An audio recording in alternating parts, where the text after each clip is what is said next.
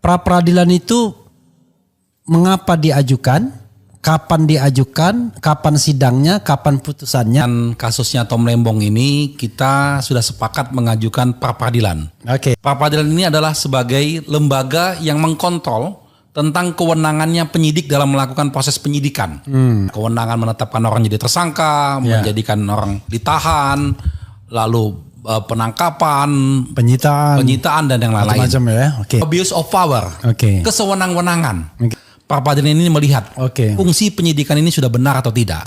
Ada pengembangan dari makna pra peradilan itu dengan putusan Mahkamah Konstitusi itu. Diwajibkan kepada penyidik dalam melakukan proses penetapan orang sebagai tersangka memiliki minimal 2 alat bukti. Tidak hanya bukti formal.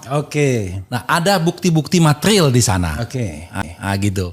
Jadi kalau orang masih berpikiran cara lama bahwa pra peradilan ini ya hanya proses tok. Nah, tapi tidak begitu dengan pengembangan dari putusan Mahkamah Konstitusi. Jelaskan tentang makna pra peradilan secara filosofinya MK menjelaskan.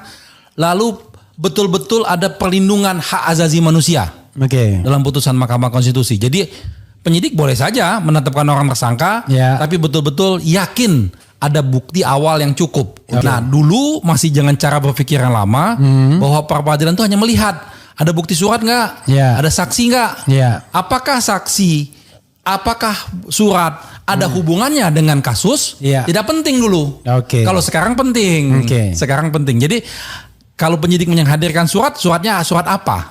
Ada bukti apa gitu. Nah, gitu kira-kira.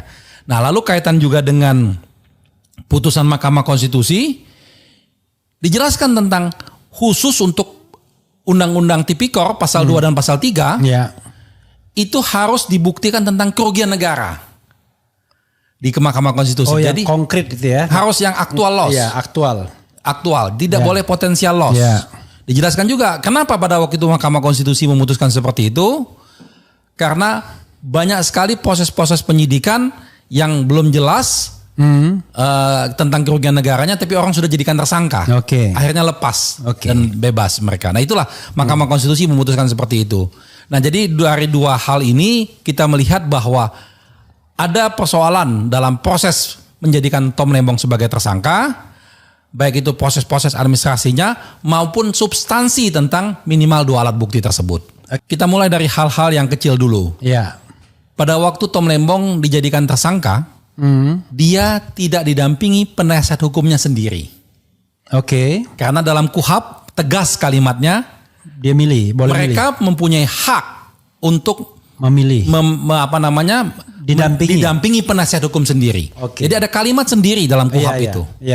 Sedangkan jaksa hanya menganggap penasihat hukum itu hanya proses stempel, formalitas. Makanya jaksa menyediakan. Padahal KUHP membedakan. Kalau tidak mampu baru disediakan oleh negara.